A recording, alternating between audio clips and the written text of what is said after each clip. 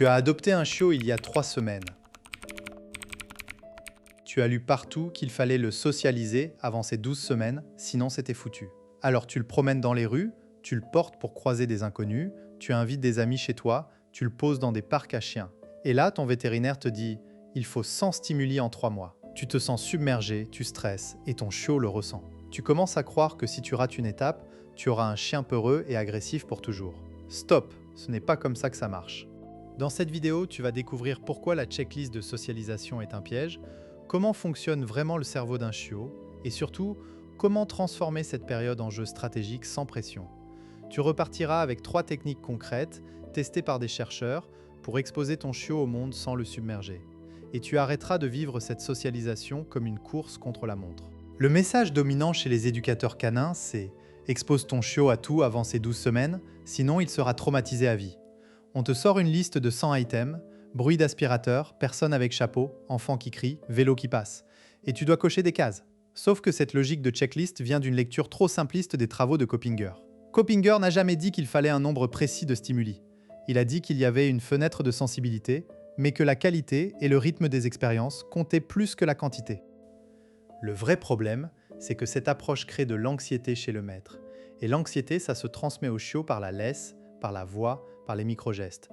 Tu deviens un prophète autoréalisateur. Tu stresses de ne pas cocher assez de cases, ton chiot le sent, il associe le stimuli à ton stress, et bim, tu crées exactement ce que tu voulais éviter.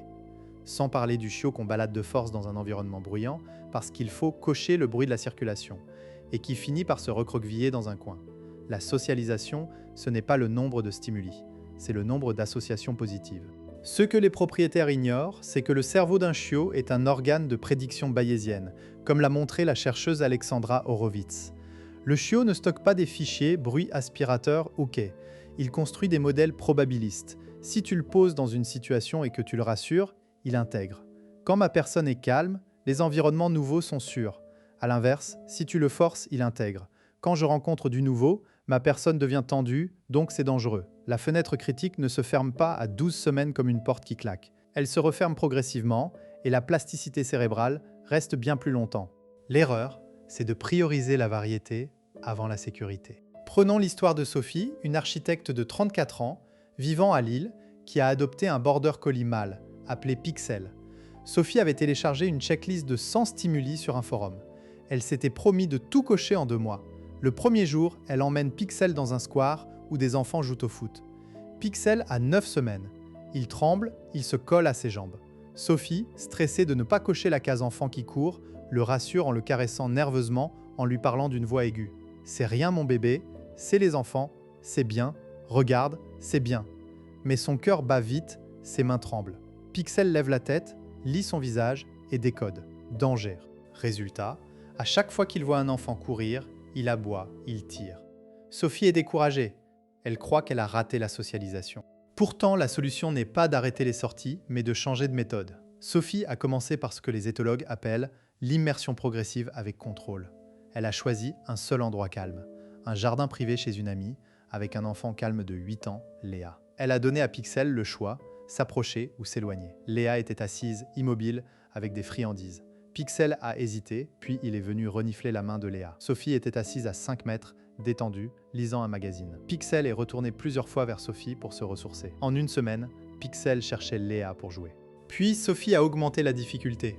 Un enfant qui marche, puis qui court doucement, puis dans un parc, toujours avec distance de sécurité et choix.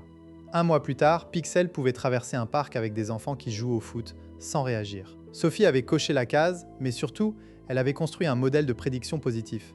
Elle n'avait pas exposé Pixel à 100 stimuli en vrac. Elle lui avait appris à évaluer le danger par lui-même, avec son soutien inconditionnel. Comment faire pareil? D'abord, observe ton chiot en présence d'un nouveau stimuli. Ne le rassure pas avec une voix aiguë ou des caresses frénétiques. Tu risques de renforcer sa peur en validant son interprétation. Reste neutre, respire, parle d'une voix grave et calme. C'est juste un vélo. Regarde, il passe. Ensuite, laisse ton chiot choisir la distance. S'il veut reculer, recule avec lui. S'il veut t'observer, attends. Tu n'as pas besoin de le forcer à s'approcher. La règle d'or, ne jamais le forcer, toujours lui laisser une porte de sortie. Les conséquences d'une socialisation mal menée sont directes. Tu crées un chien réactif par peur, ou au contraire un chien qui sature et devient hyperactif, car il n'a jamais appris à filtrer. Le stress chronique chez le chiot peut aussi impacter son système immunitaire, comme l'ont montré des études en neurobiologie. Et puis, il y a l'impact sur vous. Le stress permanent, la culpabilité, l'impression d'être un mauvais propriétaire. Beaucoup de gens finissent par abandonner leur chiot parce que la socialisation a raté. Mais ce n'est jamais trop tard. Les 12 semaines ne sont pas une date butoir. Passons aux 3 techniques concrètes basées sur les travaux de Patricia McConnell sur l'apprentissage associatif. Technique 1. Le jeu du counter-conditionnement à la demande. Quand ton chiot montre un intérêt timide pour un stimuli, il tend l'oreille, il cligne des yeux, tu sors une friandise de haute valeur, tu la poses devant lui et tu dis « oui » d'une voix neutre. Tu ne le récompenses pas pour être calme, tu n'attends pas qu'il soit statufié, mais pour avoir porté son attention sur toi après avoir repéré le stimuli. Exemple, un bruit de camion au loin, Pixel tourne la tête, tu poses une friandise au sol en disant « oui ». En 3 répétitions, Pixel associe le bruit de camion à « c'est l'occasion d'une friandise ». Tu peux même anticiper. Tu donnes la friandise avant le bruit pour créer une association positive proactive. Technique 2, la marche exploratoire à 360 degrés. Au lieu de tirer ton chiot dans la rue, tu le laisses décider de la direction, mais sans jamais dépasser une distance de sécurité que tu as définie. Tu mets une longe de 5 mètres, tu t'assois sur un banc et tu le laisses explorer. Chaque fois qu'il revient vers toi après avoir reniflé un nouveau coin, tu le récompenses. Tu ne le récompenses pas pour l'exploration elle-même, mais pour le retour au refuge. Ainsi, tu construis la confiance. Le chiot sait qu'il peut partir à la découverte, mais que sa base est sûre. Petit à petit, tu déplaces le banc. Cette technique est particulièrement utile pour les chiots qui ont peur des nouvelles surfaces, grilles, escalators.